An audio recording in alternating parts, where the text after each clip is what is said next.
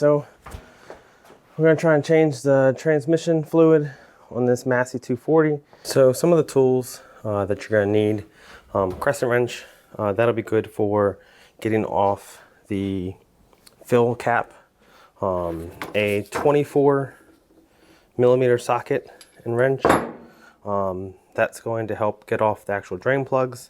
As far as oil, I went down to my Massey Ferguson dealer and asked them what they recommend. The manual actually specifies a different oil, but they said this legacy oil is a lot less expensive and will do just as good.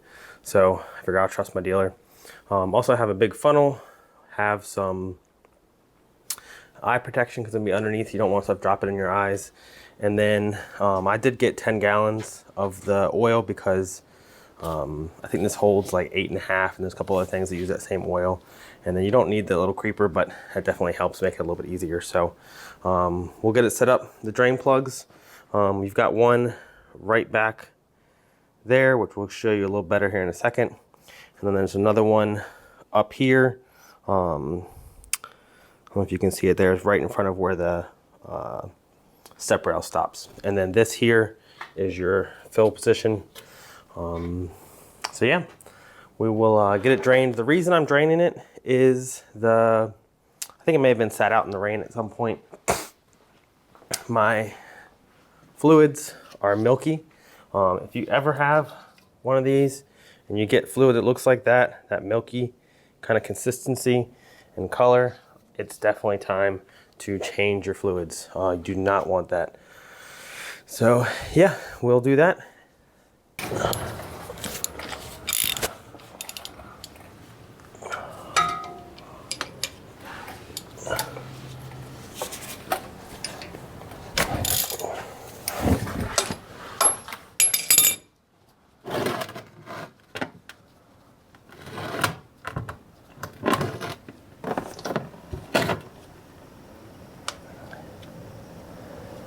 Yep, so if you guys can see that, that is definitely not the color you want your fluid to be. So, okay, so that's still draining. While that's draining, finishing up, I'm gonna go ahead and clean up around the fill position. Just a little bit of parts cleaner.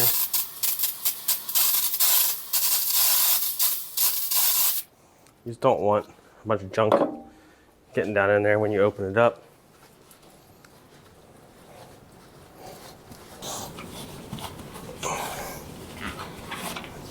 Okay, so I've got that cleaned up. Again, this is where you're gonna need your crescent wrench.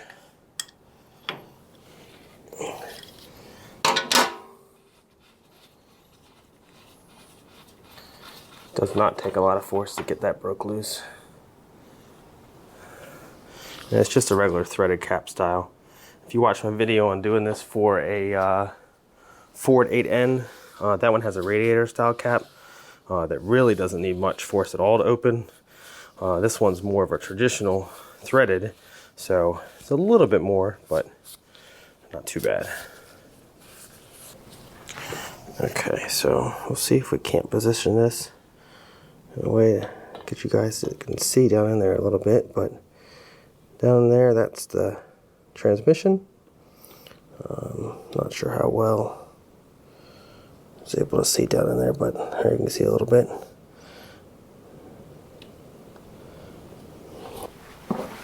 So we'll see if we can't get in here and get this opened up.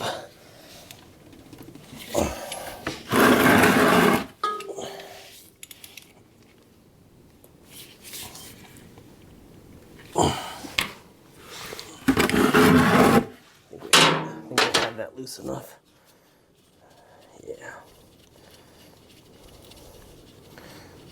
I'm gonna try my best not to drop this down in the oil.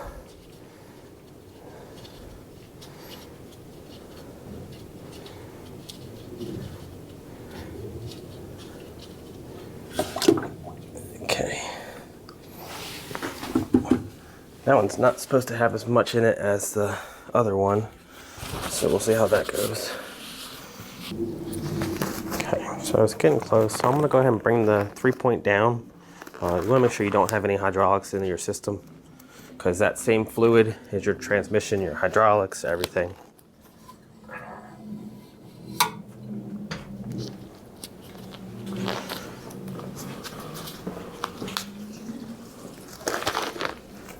I don't know if you can hear or see it, but yeah, that even pushed a little more out, so that's definitely good. Again, that last little bit still is beneficial because you want to make sure you don't have anything in your system, so you get as clean of a change as possible.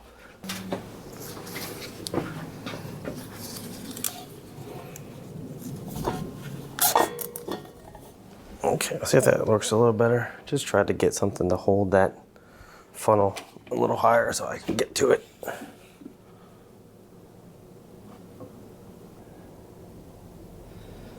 I'm just gonna add a little bit at a time. Keep checking, because it won't take the whole 10 gallons, so definitely have more oil than we need, but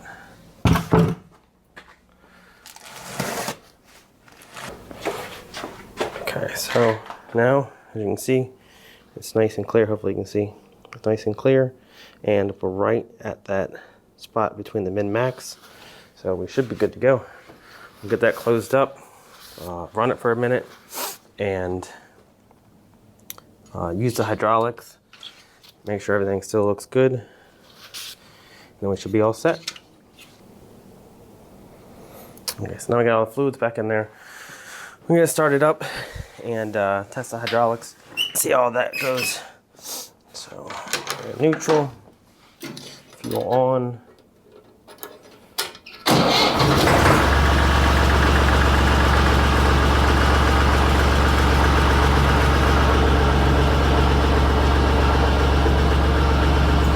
Just gonna cycle that a few times.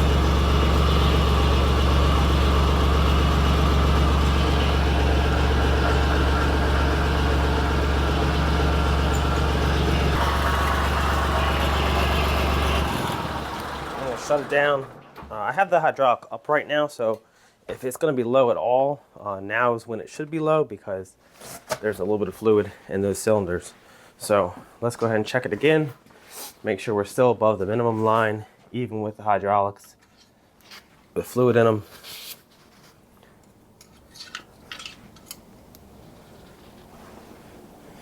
And we're good to go. So there you go. So changing the hydraulic fluid on a Massey 240. It's going to be a similar process for most tractors, but just remember you're usually going to have 2 drain plugs, and then make sure you run your hydraulics so you can get anything flushed through there, and definitely have it down when you're draining so you can get the fluid that was stuck in there. Thanks so much.